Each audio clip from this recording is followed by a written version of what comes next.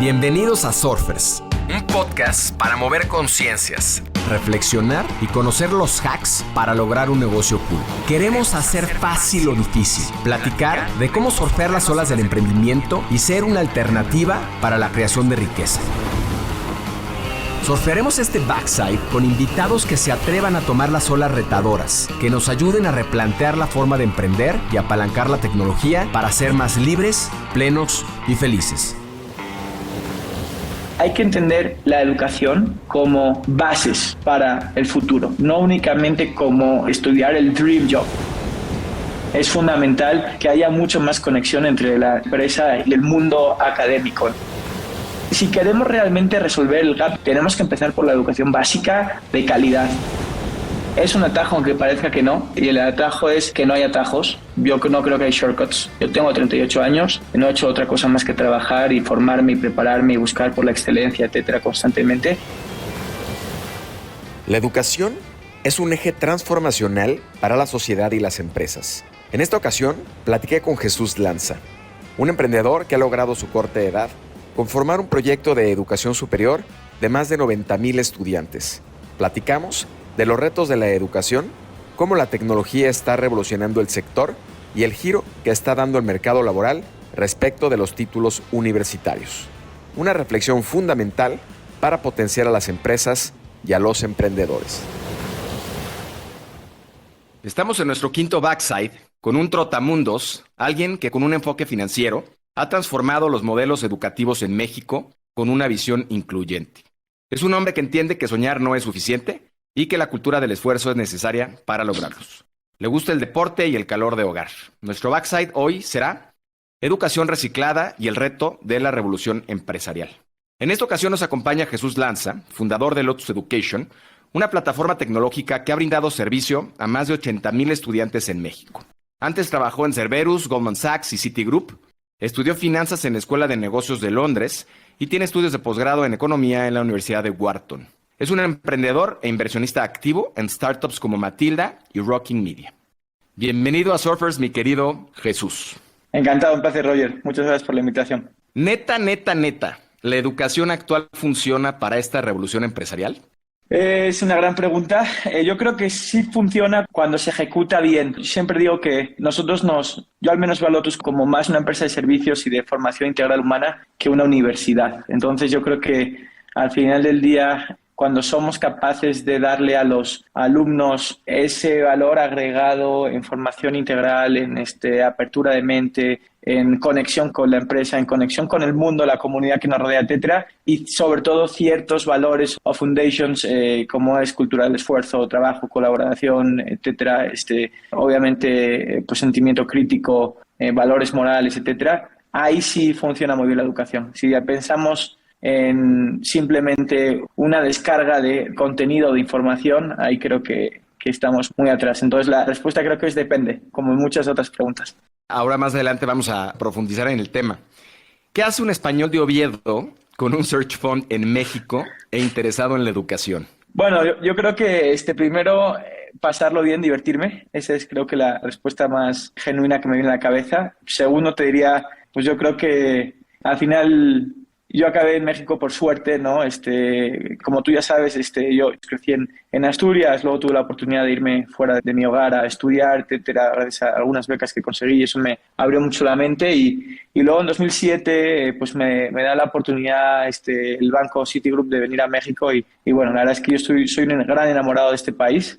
Como sabes, mi familia hoy es mexicana o incluso más. Y nada, la verdad es que yo estoy encantado con México, me fascina este país, yo creo que aquí me va a quedar siempre. Y luego el tema de la educación también fue otro, pues siempre son esos connecting the dots o suerte, o las dos tal vez. Al final del día caigo en este sector porque es un gran modelo de negocios que al final del día si ejecutas bien puede ser muy redituable. Y también porque me enamoró, o sea, realmente siempre cuento la misma historia. Yo soy un cochino capitalista. Cuando entré en Lotus, en las universidades, entramos porque realmente veíamos que era un gran modelo de negocios, pero con algo de corazón también y de romanticismo en el sentido de que pues el impacto que se genera es brutal y bueno, siempre cuento que sin que sea una obsesión, sí, mi gran interés a nivel de desarrollo profesional es siempre estar participando en proyectos financieros porque es lo que me gusta, pero que tengan un impacto social, además de un impacto únicamente económico, ¿no? Y bueno, en diferentes aventuras en las que ando, todas tienen este componente de impacto social, por suerte, y eso, como siempre cuento, me hace dormir un poco más tranquilo y descansar bien por la noche. ¿Por qué para la base de la pirámide la educación superior rompe el techo de cristal? Es una gran pregunta, esa me encanta, y yo creo que rompe por muchas razones. Primero, la más importante, Roger, es porque le quitamos una venda a los chicos. Y a los adultos que estudian con nosotros. Muchas veces la gente que está en esta clase media emergente que yo llamo, muchas veces pensaríamos que es gente muy luchona, etcétera, porque sí lo es gente común que tiene que lograr muchos sacrificios, etcétera, pero por definición a veces tienen esa etiqueta de no ser ganadores, de que no se puede, de que hay un límite, de cuando los chicos se dan cuenta de que sí se puede, de que sí son ganadores, de que realmente no están separados en absoluto de otros tipos de jóvenes, tal vez con otro background, etcétera, y que tienen la misma capacidad, la misma fortaleza y que son capaces de demostrarse sobre todo a ellos mismos que tienen esa capacidad, su autoestima sube muchísimo y a partir de ahí empiezan a soñar. Y eso es increíble. Yo siempre digo que Lotus es un elevador social porque les abrimos la puerta a miles de jóvenes para que entren con nosotros, tratamos de ayudarles a que se eleven y les abrimos las puertas para que salgan en un estrato económico y sobre todo con un nivel de autoestima y de confianza en ellos mismos superior, ¿no? Y hay un dato bien interesante que ya he contado en más ocasiones, que es, yo al principio hacía muchísimas entrevistas a muchos de los colaboradores de Lotus, muchos de los cuales son antiguos alumnos de nuestras universidades, porque pues, hay que predicar con el ejemplo, ¿no? Y realmente sí creemos que tenemos una buena masa crítica ahí para contratar talento. Y casi siempre los jóvenes egresados de las universidades de Lotus me decían, cuando los entrevistaba, siempre les hacía la misma pregunta, oye, ¿dónde te ves en 5 o 10 años después de hoy? O sea, en el futuro, proyéctate, cuéntame. Y casi siempre me decían, uno, tener una maestría, tener una carrera o estudiar un idioma. 2, en muchos casos tener una propiedad, una casa propia. Y 3, emprender, tener su negocio propio, ¿no? Entonces, eso a mí me fascina porque les das a los chicos la confianza y les validas. Al final, tú no haces nada. Ellos mismos validan que realmente pueden, ¿no? Entonces, yo creo que por eso es un elemento de transformación social enorme. Y luego, el siguiente es que, por desgracia, en México hay un nivel de acceso a la educación, en educación superior muy bajo hoy. Realmente 1 de cada 4 más o menos estudia. Entonces, bueno, poder acercar la educación. A mí no me gusta, honestamente, la palabra democratizar nada. Yo creo que eso de democratizar se puso de moda en el mundo startupero y tal, pero a mí no me encanta, pero realmente creo que es una herramienta más de acceso, ¿no? Y para los chicos hoy que a lo mejor si no entran en la UNAM, en el Poli, en la UAM, etcétera, en universidades que realmente tienen unos ratios de acceso similares a los de Harvard, increíblemente, pues el poder tener este tipo de soluciones realmente creo que es una gran ventaja, ¿no? Entonces yo soy un fan no solo de Lotus en este sentido, sino de todas las universidades, digamos, de acceso que existen en México y que en muchos casos lo están haciendo increíblemente bien. Nosotros no somos para nada el único ejemplo, ¿no? Jesús, según la encuesta nacional de egresados del 2019 del Observatorio Laboral en México, el 41% de los estudiantes están motivados a estudiar por tener un mejor nivel de vida, aun cuando solo el 23% es porque así lo quiere, y al mismo tiempo solo el 67% tiene un trabajo relacionado con la carrera que estudió. ¿Estamos realmente impulsando la verdadera vocación del estudiante y la búsqueda de su felicidad, o solo complacemos a los padres y a las falsas expectativas del mercado laboral? Es una muy buena pregunta. Yo creo que no es unicanal, creo que es omnicanal. Yo te diría, definitivamente el mercado necesita gente preparada. Eso es un hecho. Como comentábamos antes, el nivel de acceso a educación superior en México es muy bajo. La famosa formación profesional, etcétera, que existe en Europa y donde realmente hay gente que pues, no tiene una carrera, pero tiene una formación profesional post preparatoria, etcétera, con sueldos muy buenos, muy decentes, etcétera, en México es inexistente, ¿no? La formación para profesiones hoy en México está muy poco estandarizada, ¿no? Entonces, yo te diría que hoy en México la mejor manera para poder lograr esa capacitación necesaria para que no seamos un país con este famoso concepto de nearshoring, etcétera, que está tan de moda, ¿no? Donde hoy todo el mundo quiere apostar por México para montar plantas productivas, para montar plantas logísticas, etcétera. Hablaba con Raúl Martínez, quien es hoy mi jefe, y él decía, oye, ¿y dónde está la inversión en educación para que todos estos jóvenes, esta mano de obra mexicana, altamente capacitada, productiva, etcétera, pueda convertirse no solo en un blue collar service para Estados Unidos, etcétera, sino en gente que tenga un valor diferencial? Entonces, ahí yo sí creo que la universidad genera un gran valor. Segundo dato que te quiero comentar es totalmente cierto que es difícil a veces entender cuando tienes 18 años qué quieres hacer. Hay 1000 ejemplos de gente que estudia ingeniería y está trabajando en... Mi director de Growth, él es ingeniero, está trabajando como Head of Growth, viendo temas comerciales, ¿no? Mi director, mi co-director general, que era el anterior COO, era ingeniero y está en temas más de operación, etcétera. En mi caso, yo estudié administración de empresas, sí está vinculado, etcétera, pero pues acabo en un tema de educación, no tiene nada que ver con esto, ¿no? Yo creo que hay que entender la educación como bases para el futuro, no únicamente como estudiar el dream job. Estudiar el dream job es muy difícil porque con 18 años es muy difícil proyectarte y decidir cuál es tu dream job. Yo soy un buen ejemplo, yo empecé como banquero, luego me cambié de inversionista, ahora soy operador, ahora soy un poco de todo tal vez. No existe esa carrera, ¿no? No existe la carrera de ser emprendedor, no existe. Entonces yo creo que la clave aquí es tener las bases, los foundations, digamos que la visión, los soft skills necesarios para que luego los alumnos, cuando salgan al mercado laboral, se conviertan en, uno, ejecutivos o individuos profesionalmente hablando de bien y sobre todo personas de bien. Esos dos drivers para mí son fundamentales. Luego está el tercer comentario que hacías, que es bien importante, que es si los cogen los papás o los cogen los hijos. Yo creo que es un combo. Yo te diría que es una case-by-case basis. Hay veces, en el caso de Lotus, hay muchas veces que el alumno es el primer licenciado de la carrera, ¿no? Entonces, obviamente hay un sesgo muy fuerte por parte de los papás que a lo mejor tienen una visión más, vamos a llamarle tradicionalista, ¿no? Y te dicen, oye, estudia contaduría, estudia derecho, estudia economía, etcétera, y no van a entender por qué alguien estudiaría Data Analytics, ¿no? Les va a costar un poco más. Yo creo que hoy el acceso a la información es tan abierto, tan universal, que hoy los chicos, yo creo que tienen la capacidad de influir también en los padres y decir, oye, ¿sabes qué? Pensaría yo que en un 85% de los casos, y decirle a los padres, oye, ¿sabes qué? Voy a estudiar esto por A, B y C. El problema que yo encuentro a veces es que con 17 años, a veces no sabes lo que quieres. Ahí tienes que tomar guidance por parte de pues tu role model, tu referencia, que en este caso muchas veces es tu padre, ¿no? Entonces, yo te puedo poner mi ejemplo personal. Mis padres jamás me dijeron que estudiase algo u otra cosa. Lo único que me dijeron fue, no trabajes en la familia, no trabajes en el negocio de la familia, ¿no? Pero haz lo que te dé la gana, y pues así hice. Entonces, pues es una respuesta tal vez que nos podría tomar toda la entrevista, pero creo que te he dejado ahí algunos datos interesantes. Hay gente que se muere y no sabe lo que quiere.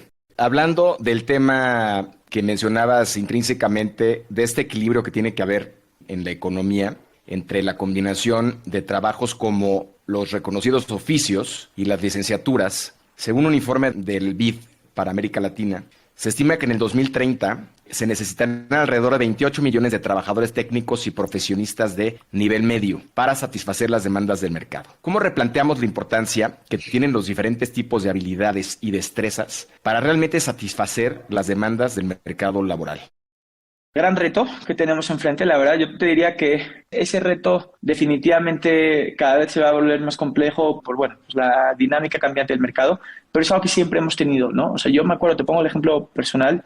Yo me acuerdo cuando llegué en mi primer día a Citigroup que me pidieron hacer un análisis de crédito y un modelo financiero en Excel, y esto lo puedo contar hoy. Ahora soy un virtuoso del Excel porque me ha tocado. Hace 16 años no sabía casi utilizar Excel. Me dio vergüenza. Me senté al lado de mi compañero, quien hoy, por cierto, fue mi primer amigo en Citi en México, de hecho, Carlos. Me senté a su lado y le dije, oye, Choc, ayúdame, ¿qué tengo que hacer aquí, no? Yo creo que esto ocurre muchísimo en general, no solo en profesiones técnicas, sino también en trabajos que en teoría están vinculados a carreras, digamos, superiores, etcétera, a university degrees. El reto para mí es, por un lado, tienes que tener realmente materias que sean universales across the board en todos los programas, ya sea una carrera de nivel técnico, preparatoria, incluso te diría licenciaturas, e incluso un cierto refreshment en posgrados, la verdad. O sea, y te estoy hablando de temas como liderazgo, te estoy pensando en temas como análisis racional, matemáticas. O sea, es una locura cómo hay gente que no es capaz de tener un pensamiento racional matemático, lo cual es fundamental para cualquier tipo de trabajo, la verdad, para cualquiera, ¿no? Fundamentos básicos de economía, de negocios, etcétera, que necesitas tener para poder, de alguna manera, ser exitoso en cualquier tipo de desempeño, ya sea que seas un profesional técnico, que seas un microempresario, que seas un empresario grande, que seas un manager, etcétera. Da igual, lo necesitas, ¿no? Necesitas entender el concepto de retorno, rentabilidad, etcétera, y un montón de gestión, un montón de, digamos, de conceptos que muchas veces se obvian, porque realmente no son parte del core de la carrera o del programa educativo en cuestión. Entonces, ese es punto número 1. Punto número 2, creo que es fundamental que haya una conexión, y esto creo que es un cliché, pero no por ser obvio es menos relevante. Es fundamental que haya mucho más conexión entre la empresa y el mundo académico, ¿no? Yo siempre pongo el ejemplo de que los chicos que egresan de Lotus están dispuestos muchas veces a empezar su carrera y a competir con profesionistas que a lo mejor serían, pues de alguna manera, o estarían trabajando en lo que llamamos en Europa formación profesional. Están dispuestos a empezar ahí. Y es más, no solo están dispuestos a empezar ahí, en muchos casos dispuestos a desarrollar una profesión en ese, digamos, que camino, si realmente tiene un futuro y un valor agregado positivo, etcétera, y si realmente les llena a nivel de, digamos, sus necesidades y sus aspiraciones, ¿no? Entonces, yo creo que eso es fundamental. Y luego el tercero que te diría, para mí es básico, es al final del día tenemos que entender, si bien es fundamental la especialización, porque cada vez el mundo se vuelve más técnico y por ende tienes que tener un conocimiento mucho más profundo de cada concepto, al mismo tiempo es fundamental la formación humana para que cualquier tipo de profesionista tenga unos valores humanos universales mínimos que les permita de alguna manera progresar. Yo sí soy muy fiel creyente en que una persona que sea un buen profesional pero que luego no sea una buena persona, un good citizen, eventualmente va a tener un gap, un retorno negativo, va a tener una carga, una mochila más pesada a la hora de poder progresar. Entonces, yo creo que esos 3 factores, que no necesariamente los puedes hacer únicamente con un download de conocimiento, sino que tienes que trabajar un poquito más en profundidad, son fundamentales para poder lograr el objetivo. Ahora que mencionabas esto, me quedé pensando que si bien hay una necesidad muy importante en oficios, y muchos licenciados saben que un plomero puede llegar a ganar más dinero que un profesionista, inclusive que alguien con una maestría, ¿no? Y lamentablemente tenemos plomeros, voy a poner ejemplo de plomeros, no necesariamente con los conocimientos deseados. Hay un gap todavía en ese sentido. Sin embargo, algo que mencionabas que me parece fundamental es este middleware que se necesita gestionar en cualquier oficio y que tiene que ver con habilidades humanas y con tema de valores. ¿Qué significa la formación humana en el contexto de los hard skills? Bueno, para mí la formación humana es realmente un compendio de conceptos, te diría, ¿no? Primero, tener una altura ética, ¿no? Tener un threshold ético de lo que se debe y no se debe hacer desde un punto de vista puramente de la moral. Simplemente ser una persona con valores, independientemente si eres creyente o no eres creyente, si esto o lo otro, realmente que estés enfocado en do good, ¿no? Para mí es fundamental eso, punto número 1. Segundo, y siempre lo menciono, hace un par de meses me hicieron una entrevista en Lotus con algunos chicos de la universidad y me hicieron una pregunta bien interesante que la verdad me salió instantánea, pero luego me gustó la respuesta que di, que fue, si tú pudieras dar un regalo al mundo, ¿qué regalarías? Y contesté sentido común, ¿no? Y la verdad es que para mí es fundamental. Creo que las personas que tienen sentido común genuino, que tienen congruencia, son lo que dicen que piensan, lo hacen, y que de alguna manera buscan los objetivos que se plantean, buscan lograrlos, etcétera. Tienen esa armonía. Creo que definitivamente son alfa o tienen un valor incremental o de alguna manera tienen un éxito superior a los demás. Es algo que parece que es una estupidez, pero para mí es fundamental, la verdad. Y hay que trabajar, el sentido común se trabaja también, o sea, se tiene, pero también se trabaja. Tienes que ir formando con los chicos, etcétera. Y yo creo que eso se tiene que trabajar prácticamente desde que eres bebé hasta que te mueres, ¿no? Creo que es un lifelong learning program, el sentido común. Y luego te diría que otro driver para mí importante de la formación humana es awareness. O sea, muchas veces no tenemos sensibilidad. La gente, y esto es un tema que no tiene nada que ver con niveles demográficos, etcétera.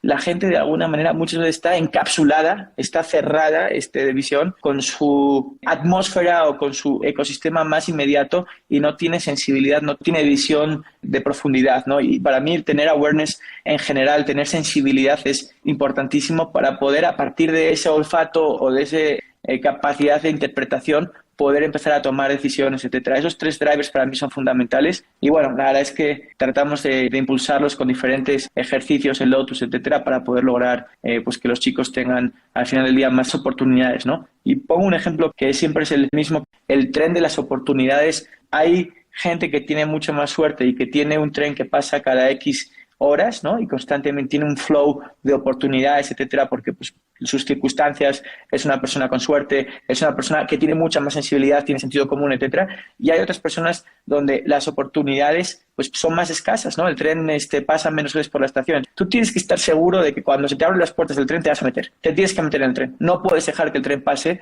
porque a lo mejor no vuelve a pasar un tren en mucho tiempo, ¿no? Entonces, ahí ese sentimiento de urgencia, ese hambre, lo tienes que también desarrollar, ¿no? ¿Qué es Lotus Education, Matilda y Rocking Media? Pues son mis bebés, te diría primero de todo, ¿no? Tengo familia numerosa porque tengo mis 2 hijos y estos 3, o sea que somos 5 hijos, ¿no? Pero bueno, te cuento un poco. Lotus es primer proyecto donde yo me convertí en emprendedor. Ha sido y es una maravilla, es un regalo de Dios, te diría, es una chulada. La verdad es que, como te decía al principio, caímos en Lotus por accidente porque pensábamos que era una muy buena oportunidad, pero vimos 257 oportunidades y de todo tipo de industrias, sectores, etcétera, escala, todo, ¿no? Y tuvimos la gran fortuna de caer en un sector tan bonito como el de la educación y eso hoy creo que nos está generando un valor personal brutal y un retorno personal espectacular. Pero bueno, Lotus es una plataforma de educación superior. Hoy tenemos un grupo de universidades dentro del paraguas de Lotus. Nosotros nos definimos como plataforma, lo cual significa que trabajamos de manera homogénea. No somos coleccionistas de universidades, sino que tratamos de generar un sistema que interactúa entre los diferentes elementos y que está 100% enfocado a principalmente clase media y media emergente. Entonces nosotros nos enfocamos en desarrollar, formar, capacitar, entrenar y ser capaces de licenciar para que luego se puedan emplear jóvenes y adultos mexicanos. Es el grupo de educación superior privado posiblemente que más rápido crece el país. Empezamos hace 7 años, tenemos más de 80.000 alumnos. Por acá algunos datos, el Tecnológico de Monterrey tiene 140, 150.000 alumnos en varias décadas, ¿no? Loret, que es posiblemente con el TEC el grupo más grande del país, tiene más de 2 décadas de presencia en el país. Nosotros tenemos 80 y tantos mil, 90.000 alumnos en menos de una década. Y hoy es una subsidiaria del grupo NACER, Global Education, que es posiblemente no, es el grupo de educación más relevante del país. Además, es una subsidiaria orgullosa de formar parte del Grupo NACER porque realmente estamos totalmente convencidos de que fue la decisión correcta. Tenemos son mis jefes y mis socios y mis amigos, pero los veo como, me gusta referir más como socios porque al final del día pues, hay diferentes stakeholders ahí, ¿no? Y son unos socios y unos líderes increíbles. Entonces estamos súper contentos. Matilda, te diría que es pues un proyecto que lanzamos el año pasado como consecuencia de la curiosidad que teníamos varios de los miembros del equipo de Lotus en el aspecto de desarrollo tecnológico, ¿no? Realmente es una fintech en educación que lanzamos hace exactamente un año y lo lanzamos porque realmente detectamos la oportunidad tan brutal que hay en México para poder ayudar a las escuelas a que tengan un mucho mejor desarrollo de experiencia y de programas académicos al quitarles el burden de cobranza, ¿no? Que es realmente una tarea tediosa, administrativa, definitivamente poco, digamos que sexy para los fundadores, para los operadores de las escuelas y que además normalmente no hacen bien, ¿no? Entonces nosotros estamos dando una solución donde mejoramos muchísimo la experiencia de cobranza para los padres, lo cual genera una mejor experiencia global en cuanto a percepción del servicio para las familias y al mismo tiempo genera eficiencias económicas y mejoras económicas muy importantes para las escuelas, ¿no? Y además todo esto lo hacemos con un ejercicio de tecnología y un SaaS muy interesante, lo cual pues realmente nos permite que podamos, uno, optimizar de manera dramática y dos, escalar muchísimo, ¿no? Entonces es un proyecto en el cual pues la verdad estamos súper motivados, además tenemos un equipo espectacular, la verdad, mis co-founders son unos cracks auténticos, entonces la verdad es que está volando y yo estoy feliz, ¿no? Y luego Rocking es el resultado de un cold email. Yo le mandé un correo a 2 chicos de Granada, grandes amigos hoy, son pues, mis socios y grandes amigos. Les mandé un correo hace 3 o 4 años porque teníamos un reto en el aparato comercial de Lotus. Empezamos a tener un tamaño, una complejidad, más programas, más carreras, más turnos, e incluso estábamos a punto de adquirir otra nueva marca y empezábamos a pensar que pues, de alguna manera teníamos que level up, ¿no? Mejorar. Por hacer ese destino me contactan con estos chicos, les escribo les explico quiénes somos, qué es Lotus, me contestan, les mando un mail de, como te das cuenta no me gusta hablar, entonces tampoco me gusta escribir, les puse un mail muy detallado, me contestan ellos con un mayor detalle, tenemos una llamada y a partir de ahí vienen a México, nos hacen el pitch, nos convencen y les entregamos el desarrollo comercial de Lotus a nivel de lead generation y performance. Y llegó un momento en el cual Rockin representaba el proveedor estratégico más importante de Lotus, sin duda, y Lotus representaba el cliente más relevante de Rockin, ¿no? Entonces, en ese camino, en ese impasse, se nos ocurre a ambas partes casarnos. Ya estábamos muy cercanos y dijimos, oye, ¿sabes qué? Hay que casarnos. Entonces, Lotus compra el 30% de Rockin, luego, como consecuencia de, digamos, el cambio de control que ha existido, etcétera, yo levanto la mano y decido, junto con otro chico, comprar el 30% de Rockin de manera individual, o sea, comprárselo a Lotus, y entonces me vuelvo accionista de Rockin y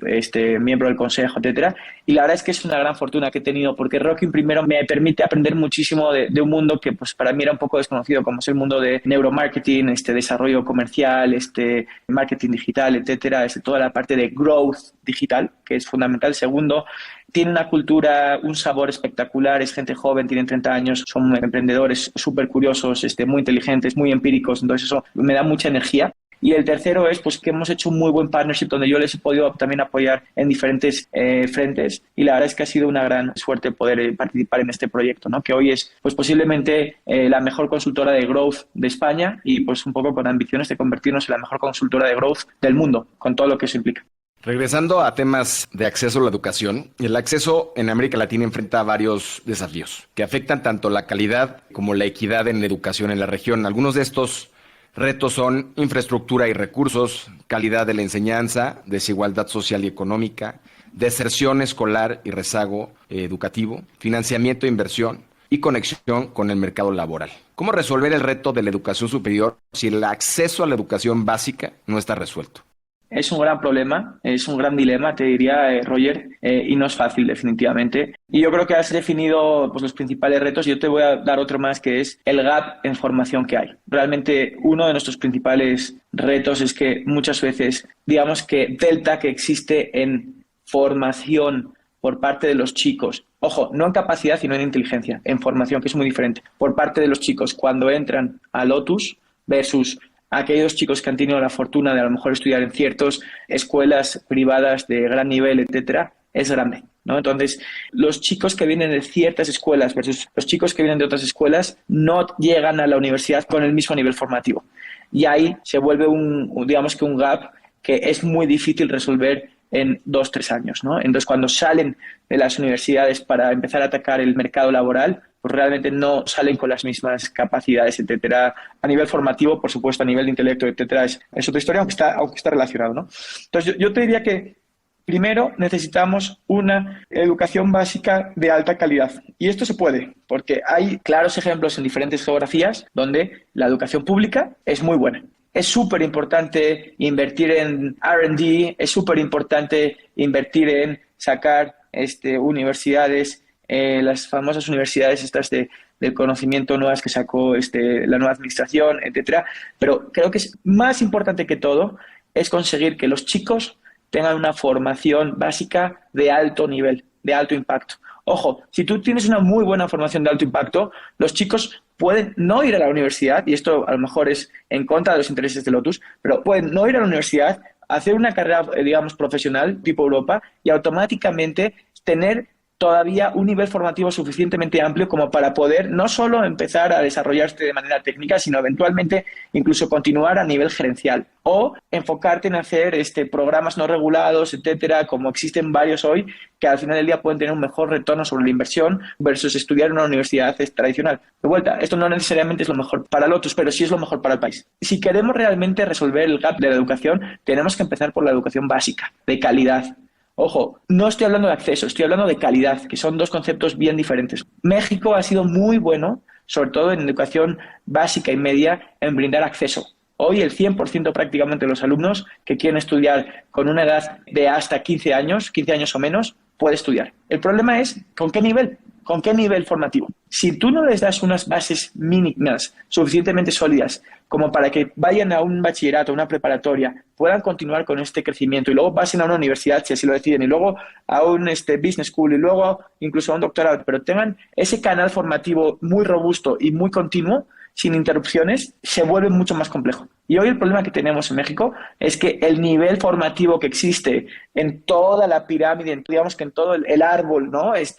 Genealógico de educación, tiene muchos cortocircuitos. Y ahí es donde realmente empezamos a tener problemas, ¿no? Entonces, para mí ese es el primer enfoque. Y el segundo, te diría, la tecnología tiene un elemento diferencial fundamental. O sea, fue lo fundamental. Yo creo que sí se puede educar en masa con elementos tecnológicos adecuados, etcétera. Sí es mucho más rentable hacer esto en la base de la pirámide que, quería decir, al inicio del desarrollo, digamos, vital de un individuo que 18 años después. Y creo que es algo que, curiosamente, ya está ocurriendo. Cuando tú analizas los mejores modelos formativos, académicos, etcétera, de K-12, etcétera, el componente digital es brutal. Si tú haces un análisis de el impacto de la tecnología en alumnos de 7 años versus alumnos de 20 años, posiblemente es muchísimo más tecnológico el modelo de formación de un niño como mi hijo, que tiene 4 años, que en muchos casos un alumno de 20 años. Entonces, sí se puede. Nada más hay que fomentar muchísimo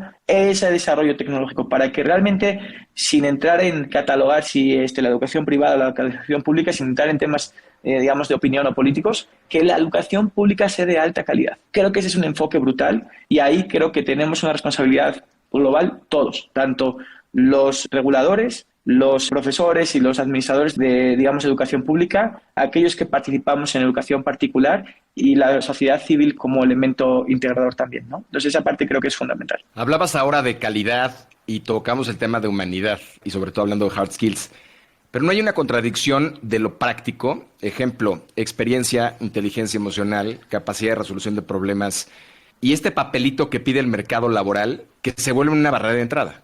Sí hay una contradicción, pero te voy a decir, al menos bajo mi óptica, por qué existe. Ese papelito es un stamp de calidad, es un poco es una validación. Hoy es muy difícil para el mercado, dado que no existe un nivel formativo homogéneo across the board, dado que no existe desde un punto de vista de, digamos, el empleador, la capacidad de poder asegurar que tú vas a poder tener manpower de calidad, etcétera. El tener un título y a veces tener un título de una universidad particular te permite tener un filtro particular porque se presupone que el hecho de venir de esta universidad o el hecho de tener este título te separa, te convierte en un outlier, ¿no? Y vuelvo a insistir, esto ocurre porque realmente no hay un nivel formativo a nivel base, a nivel foundation tan sólido que te permita eliminar esa dependencia. Hoy, por desgracia, el embudo entra y se vuelve el cuello de botella en el título universitario. Si fuéramos capaces de que todos los alumnos que tengan o no tengan un título universitario pudieran avanzar por dicho embudo independientemente del título universitario, esto dejaría de existir. Entonces, hoy el problema no es la visión de las empresas, el problema es que no les hemos dado a las empresas motivos suficientes para que piensen diferente. Creo que es un poco al revés el enfoque que tenemos que tener aquí. La desregulación de los títulos educativos podría tener ventajas como innovación y diversidad, competencia y eficiencia, flexibilidad y adaptabilidad, y las desventajas podrían ser justamente calidad y protección al consumidor y reconocimiento y movilidad. ¿En qué momento crees que podemos ver un modelo desregulado y descentralizado de la educación superior en Latinoamérica? Bueno, yo te diría que primero no están peleados la educación no regulada y la educación regulada. De hecho, en Lotus tenemos como ejemplo, creo, propuestas de valor en ambos sentidos. Tenemos un grupo de universidades, como comenté antes, y también tenemos a Bedu, que es un EdTech que está 100% enfocado en temas no regulados, B2B, B2C. Nosotros creemos que ambos modelos académicos funcionan y, de hecho, apostamos por ambos. Creo que son complementarios, no son sustitutivos. Es el primer comentario que te haría. Segundo, te diría que para que realmente la educación no regulada absorba o, digamos, conquiste el playground de la educación al 100%, primero creo que no va a ocurrir nunca al 100% porque la educación regulada tiene ciertas características, ciertos componentes que al final del día pues te dan mucho valor. Y cuando hablo de educación regulada no hablo tanto de el tener el REBOE famoso, la licencia educativa, sino hablo más de la educación universitaria, independientemente de que sean o no sean títulos propios. Me refiero más a esa parte, ¿no? Creo que las carreras universitarias, con independencia del famoso REBOE, creo que tienen un porqué y van a seguir teniendo un porqué. Creo que para que en México y en América Latina la educación no regulada, que hoy definitivamente representa una minoría, tenga un impacto mucho más grande en la población, en el TAM potencial o en el playground potencial de juego, creo que hay diferentes efectos. Primero, tiene que haber una madurez muy superior a la que existe hoy. Volvemos a insistir, hay 1 de cada 4 chicos tienen capacidad de estudiar en una universidad. Hoy, estudiar un título universitario hoy no es un commodity, porque hoy es una minoría. Cuando te cambias de geografía, te vas a España, por ejemplo, por ponerte un ejemplo que es familiar para mí, donde el 92% de los jóvenes han empezado, a lo mejor no han terminado, pero han empezado un programa académico universitario, el título universitario per se, standalone, es un commodity. Si 92 de cada 100 lo tienen, tiene poco valor. Entonces, creo que hoy tenemos que conseguir una evolución, un mercado más maduro, digamos, de la educación superior en México. Y el segundo driver es, de vuelta, el poder tener historias de éxito, casos de éxito. Para que tú puedas confiar 100% en que cualquier tipo de programa académico, ya sea regulado o sea no regulado, realmente es un gran programa académico, tú tienes que conseguir que exista un retorno sobre esa inversión, llamado empleabilidad, llamado desarrollo profesional, llamado humanidad. Hay un montón de drivers o de KPIs que podríamos definir para poder, de alguna manera, considerar que se dio el retorno suficiente como para que esa historia de ese alumno sea una historia de éxito, un caso de éxito, ¿no? Hoy, por desgracia, no existen muchos casos de éxito en este sentido y creo que, vuelvo a insistir, está un poco vinculado también a la falta de rigor y de calidad académica que existe en los primeros años de formación de los jóvenes, que eventualmente arrastran un rezago bastante fuerte, ¿no? Han surgido nuevas plataformas de aprendizaje personalizado. Una de ellas, por ejemplo, es Newton, que utiliza tecnología de aprendizaje adaptable para identificar fortalezas y debilidades particulares de cada estudiante. Los modelos de One Size Fits All parecen no servir en el nuevo contexto mundial. ¿Qué piensas de estas iniciativas? Mira, yo te diría que a mí me encantan, para empezar. O sea, creo que todo lo que sea innovación general es bienvenido. Tenemos que siempre estar retándonos como grupo para ver si, pues, de alguna manera tenemos un modelo que sea válido o es perfectible, y la verdad es que todo es perfectible. Entonces, a mí me encanta la innovación tecnológica, como primer comentario te diría. Segundo, creo que hay que discernir entre business model y modelos académicos. Son dos conceptos. Creo que hoy muchos EdTech se están desarrollando porque están buscando capitalizar una buena idea de negocios, y no necesariamente tiene una correlación 1 a 1. Hay que entender un poquito las diferentes engranajes entre un buen modelo de negocios en el plano educativo y una buena solución académica. No necesariamente están vinculados 1 a 1, aunque eventualmente una buena solución académica que genere un beneficio debería de poder ser capitalizado desde un punto de vista de negocios, ¿no? Pero creo que ahí es donde realmente tenemos que trabajar. O sea, realmente hoy, por ejemplo, hay un montón de edtechs que tienen un impacto masivo con millones de usuarios, pero donde su, unit economic per student es bajísimo, con lo cual es muy difícil capitalizar y hacer esos edtechs rentables. Del otro lado, tienes otros edtechs que tienen unos unit economics increíbles, con impactos buenísimos en retorno, etcétera, pero cuya escalabilidad es muy difícil, precisamente porque se vuelven proyectos mucho más tailor-made, que al final del día pueden conseguir obtener un mejor retorno sobre la inversión por cliente o por alumno, pero ese esfuerzo o esa inversión no es tan escalable a lo largo del tiempo. Entonces, yo creo que ahí debería haber un poquito más de sentimiento colectivo entre diferentes drivers, y te hablo de universidades, pues Secretaría de Educación Pública, te hablo de empresas también, etcétera, para que de alguna manera buenos modelos tecnológicos y académicos que pueden impactar de manera global a millones o miles de alumnos, al final del día sean impulsados de manera colaborativa, para que de esa manera, pues, los proyectos no tengan que estar únicamente dependientes de funding, etcétera, de terceros, sino que realmente puedan tener una duración de largo plazo como consecuencia de, digamos, el efecto colectivo y el apoyo colectivo de los, al final del día, de quienes se van a acabar beneficiando de dichos modelos, ¿no? Que van a ser, pues, las propias empresas, el propio gobierno, las instituciones y, de vuelta, la sociedad civil, ¿no? ¿Qué piensas de la frase de Naval Ravikant: los títulos universitarios son el nuevo adorno de taxi? Bueno, primero soy un auténtico fan de Naval, me encanta, es un genio, la verdad, entonces ahí, pero Naval me parece un crack auténtico.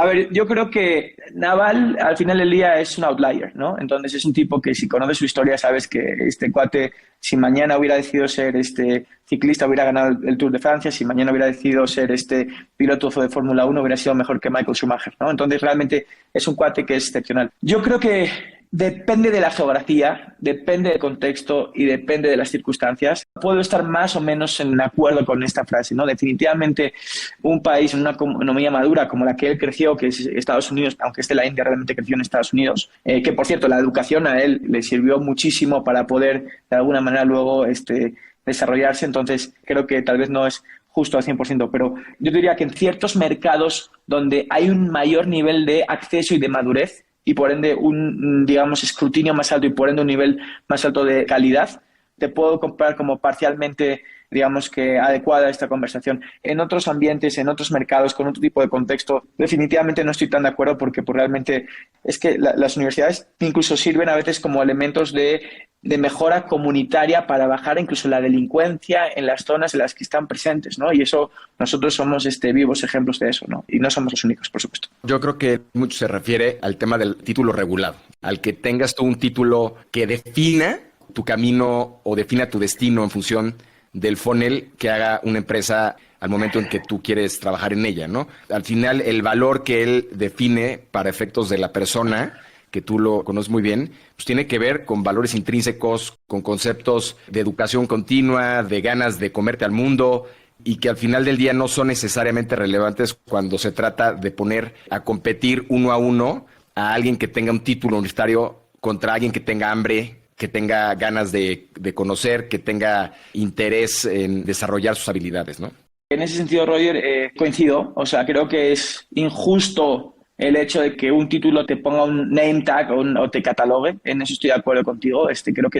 Creo que históricamente ocurría también en Europa, en España, en Estados Unidos, etcétera, y con la evolución y con la sofisticación del mercado, etcétera, en ese aspecto también se ha venido diluyendo mucho, ¿no? Pero un título, el tener o no tener un título universitario no debería de catalogarte, ¿no? No creo que sea justo. Vuelvo a insistir, creo que hoy para las empresas, para los recruiters, para quienes están del otro lado de la valla, que están de alguna manera pues, tratando de traer el talento para sus organizaciones, se vuelve difícil tener elementos cuantitativos que les permitan tomar una decisión hoy, dado cómo está estructurado el mercado, ¿no? Todos sabemos que Google, Facebook, etcétera, hoy están empezando a dejar de contratar gente con títulos universitarios y están mejor tratando de contratar skills, ¿no? Y ellos formarlos. También sabemos que Facebook, Amazon and Company están contratando y tienen programas de liderazgo en business schools, locales, internacionales. Entonces, yo creo que al final del día los dos métodos funcionan, pero depende mucho el contexto y las circunstancias, ¿no? Entonces, creo que no es un one size fits all en cuanto a las diferentes complejidades que puedes encontrar a nivel regional, ¿no? En los diferentes mercados. Platicábamos en un podcast con un amigo, muy buen amigo francés, Vincent Duguet, tiene una empresa que se llama Malt, no sé si la conoces, de freelancers en Europa, que es líder ahora en Europa. Y justo nos contaba pues que ahora el paradigma del trabajo remoto pues es el resolver las cosas que realmente importan. No importa ya ahí qué título tengas, qué título no tengas, sino que resuelvas el problema para el que te están contratando, ¿no? Con el cambio de control en Lotus Education, ¿qué significado tiene la creación de valor y el reconocimiento de tu impacto como emprendedor? Yo creo que es una pregunta que es difícil de responder porque tiene, pues obviamente, un componente subjetivo muy grande para mí. Yo te diría que la primera impresión o el primer sentimiento que se me viene a la cabeza o la primera palabra es orgullo, ¿no? Porque pues es realmente el resultado de capitalizar un esfuerzo o un sueño por el cual pues llevamos trabajando más de 10 años, ¿no? Entonces, de una manera súper intensa, non-stop, con toda la pasión del mundo, te diría, y totalmente all-in. Entonces, pues eso es algo que pues me lleva mucho orgullo porque realmente el hecho de que podamos de alguna manera lograr este nuevo capítulo para Lotus es increíble y pues es de alguna manera que alguien haya confiado de la manera en la que Nacer lo está haciendo para que Lotus sea el proyecto de educación superior ganador en México, pues es primero muchísimo orgullo y segundo pues un agradecimiento brutal con ellos, ¿no? La verdad es que la apuesta que están haciendo por el proyecto es digamos que de otra dimensión, es magnífica, es enorme, pues la verdad es que pues eso, un extremado agradecimiento por ellos y también mucha responsabilidad para poder lograr ahora pues los resultados que tenemos que lograr de manera conjuntos, porque realmente es un proyecto que tiene mucha ambición, que tiene muchos retos. Al final del día los proyectos grandes son proyectos complejos y bueno, pues ahí hay mucho sentimiento de responsabilidad por mi parte y por parte del equipo. Y por último, yo te diría que mucha ilusión. La verdad es que mucha ilusión. Creo que no sé si la palabra es hermandad o conexión con los nuevos controlling shareholders de Lotus es enorme. Nos encanta su filosofía, cómo piensan. Como en todo proceso de transición, pues siempre hay retos, siempre hay miedo, siempre hay percepciones, dudas, ¿no? Y creo que pues el hecho de que hayamos trabajado ya un buen rato juntos en este proceso, pues nos ha dado toda la confianza al equipo para saber que son el socio correcto, que son el líder correcto para este proyecto. Tenemos pues no solo Jorge Nácer, sino también pues todo su equipo, principalmente Raúl Martínez, que es el CEO del grupo para efectos prácticos. De alguna manera, siempre digo que nuestro jefe y nuestro guía hoy, nuestro líder, yo tengo una confianza ciega en ellos. La verdad, estoy totalmente sumado a la causa, súper motivado con el proyecto y no puedo estar más a gusto. Realmente me entiendo a las mil maravillas con ellos. Y luego, por otro lado, yo te diría que también algo bien interesante, que es un sentimiento de responsabilidad y de humildad muy fuerte. O sea, realmente como que tengo un poquito trato de hacer mucho ejercicio de estar con feet on the ground, ¿no? De repente te puedes omnibular, estar un poco pensando que ya has logrado todo, que ya eres una estrella, y ahí es cuando te estrellas, ¿no? Entonces acabas estrellado. Entonces, en ese sentido, como que un fuerte, digamos que propósito de ser humilde, de ser sencillo, de ser agradecido. Y bueno, siempre cuento lo mismo. Cuando levantamos la ronda seed de Matilda, que fue una ronda muy exitosa, ¿no? $5.5 millones y luego hicimos el seed extension round a 10. En la primera parte de los 5.5 yo le hablaba a José, a mi socio y cofundador conmigo y con el resto del equipo, que yo tenía la sensación de que habíamos robado un banco, ¿no? Porque nos habían dado tanto dinero para un proyecto que era un PowerPoint, ¿no? Y a mí me generó, en vez de estar muy contento, muy feliz, me generó un nivel de digamos, sentimiento de urgencia y de responsabilidad. Es decir, puta, ahora tenemos que hacer el delivery sí o también, porque esto, si no, yo tengo que ir y devolverle la lana a cada uno de los inversores y yo no la tengo, ¿no? Entonces, ¿cómo hago? ¿No? Entonces, mejor damos un buen retorno en vez de tener que ir a devolver el dinero, ¿no? Y en el caso de Lotus es un poco diferente, te diría, porque realmente el proyecto es mucho más maduro, entonces el potencial del mismo lo conozco bien y estoy convencido de que todavía le quedan cotas muy altas por alcanzar, pero un poco también en ese sentimiento de responsabilidad se mantiene. Si tengo ese enfoque de decir, puta, ahora tengo que trabajar más duro que nunca, demostrar que la apuesta fue la adecuada por parte de Nácer, que el equipo de alguna manera siga sintiendo que el proyecto es el proyecto ganador, etcétera, y te diría que las sensaciones que tengo ante la pregunta que me haces, ¿no? Jesús, considerando lo que hoy conocemos como AI y que su poder va a multiplicar por 1,000,000 en los próximos años, ¿cómo tendrían que adaptarse los modelos educativos actuales al uso de AI? Bueno, es una gran pregunta y la respuesta sencilla es adaptarte o morir. O sea, aquí sí no hay puntos intermedios. O sea, realmente creo que la inteligencia artificial va a revolucionar el mundo, no solo la educación, pero la educación es parte más de este engranaje, ¿no? Que conocemos, y si no te adaptas al impacto de la tecnología y de la inteligencia artificial en este caso, vas a estar fuera de juego muy rápido, ¿no? Y vas a ser blockbuster con una versión muchísimo más abrupta y más corta, ¿no? Es una gran oportunidad si lo sabes utilizar, no una amenaza. Yo te diría que el punto y final de tu historia si le das la espalda. ¿Quiénes son María Fernanda, Nicolás y Marieta?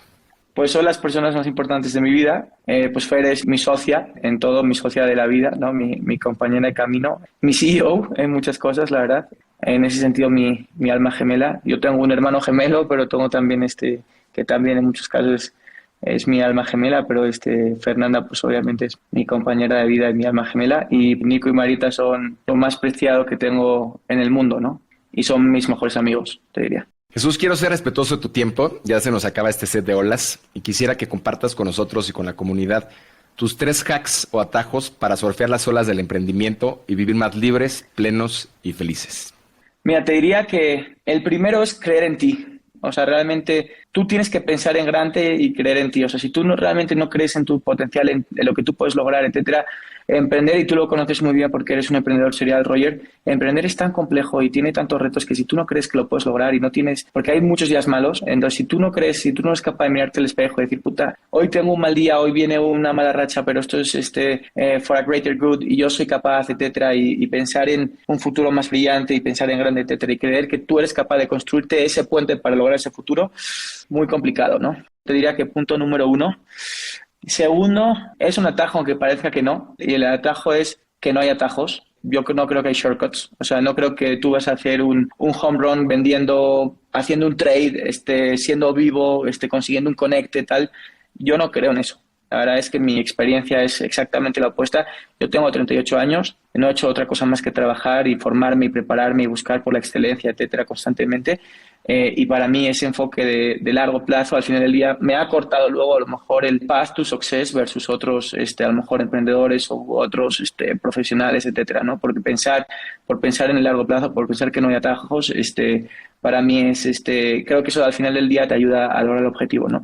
Luego hay un tercer driver que está un poco vinculado a que es el famoso 1% compounded growth, ¿no? Entonces, básicamente, si tú das el extra mile siempre, ese extra mile de manera acumulado te separa dramáticamente de un play famoso from good to great, te separa dramáticamente si eres capaz de dar ese digamos que 1% extra, ¿no? O 10%, o ese extra mile. Al final del día no nos podemos conformar. Yo siempre lo explicaba en Lotus con mi equipo, etcétera, cuando de repente había responsabilidades de otras áreas y yo estaba encargado más de ciertos temas y me decían, no, es que eso no es mi responsabilidad. Y decía, no. El 100% de la compañía es tu responsabilidad. Oye, pero es que yo trabajo en finanzas.